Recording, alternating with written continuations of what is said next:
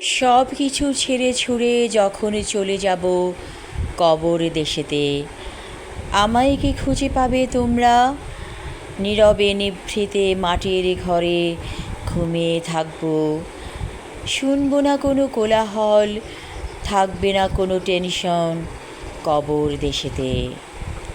মাঝে মাঝে এরকম মনে হয়, এই যে পৃথিবীতে বেঁচে থাকা, এত যে টেনশন, এত যে সব কিছু নিয়ে ভাবনা, সব কিছু ছেড়ে ছুড়ে কবর দেশে চলে যাব।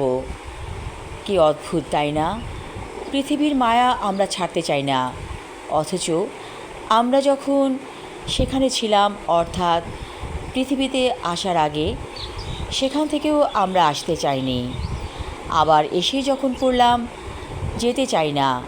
কি অদ্ভুত, আসতেও চাইনি, যেতেও চাই না, কিন্তু ঠিকই এসেছি, আবার যেতে হবে। সবই আল্লাহ তাআলার ইচ্ছা, মহিমা। তার মহিমার কথা কিভাবে বলে বোঝাবো? যেদিকে তাকাই শুধু সবুজ আর সবুজ। আমাদের আল্লাহ তাআলা যে কত সুন্দরভাবে পৃথিবীটাকে সৃষ্টি করেছেন, আর মানুষ এই কাজকর্মগুলো করে করে কি সুন্দর শস্য ফলিয়েছে, দেখার মতো দৃশ্য। কৃষক তুমি ফসল ফলাও, কৃষক তুমি ধান বুনো, সেই ধানের চাল আমরা ভক্ষণ করি। কৃষক তুমি গম করো শস্য ফলাও, গমের থেকে রুটি খাই, আটার রুটি। কি অদ্ভুত না? এই কৃষক আমাদেরকে খাদ্যের যোগান দিচ্ছে। কৃষক যদি বেঁকে বসে যে আমরা আর কৃষিকাজ করব না, তাহলে কি হবে? খাবার আসবে কোত্থেকে? কি খাবো আমরা? কৃষকের অবদান অস্বীকার করা যায় না। ঘুম থেকে উঠে যে অন্ন আমরা মুখে তুলি, সেটি কৃষকের অবদান। আল্লাহ তাআলা প্রতিটি কাজের জন্য মানুষ রেখেছেন, যার যার কাজ ভাগ করা আছে পৃথিবীতে, এবং সেভাবেই সে কাজ করে যাচ্ছে।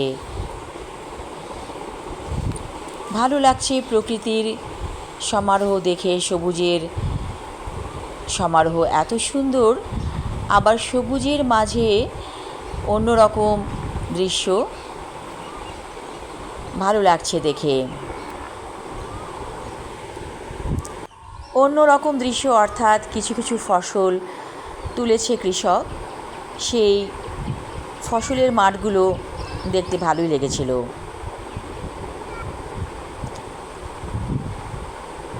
এমন দেশটি কোথাও খুঁজে পাবে না কো তুমি, সকল দেশের রানী সেজে আমার জন্মভূমি। এই জন্মভূমির ধূলিকণা কতই না প্রিয় আমাদের, অথচ মানুষ তো মানুষ না, যেন পাখি। দেশ বিদেশে ছড়িয়ে ছিটিয়ে আছে আমাদের স্বজনেরা।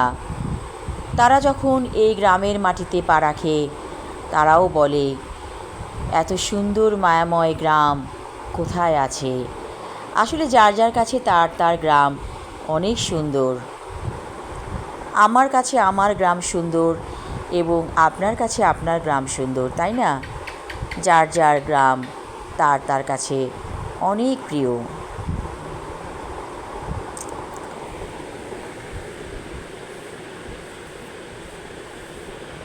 মনে হয় যেন আকাশে বাতাসে কিসের যেন একটা সুর বাজছে। সে কি আমার মনের ভেতরের সুর? হতেও পারে, কারণ আমার মন আনন্দে নাচছে। মাঝে মাঝে যদি আপনার এমন হয় যে গান গাইতে ইচ্ছে করে, তাহলে আপনি গান গাইবেন, কারণ মন যখন আনন্দে নাচে তখন ভেতর থেকে একটা সুর ভেসে আসে, সেটাই হচ্ছে মনের আনন্দের সুর। সবাই ভালো থাকুন, সুস্থ থাকুন, এই শুভ কামনা করছি। সুস্থতা আমাদের জন্য অবশ্যই জরুরি। ধন্যবাদ।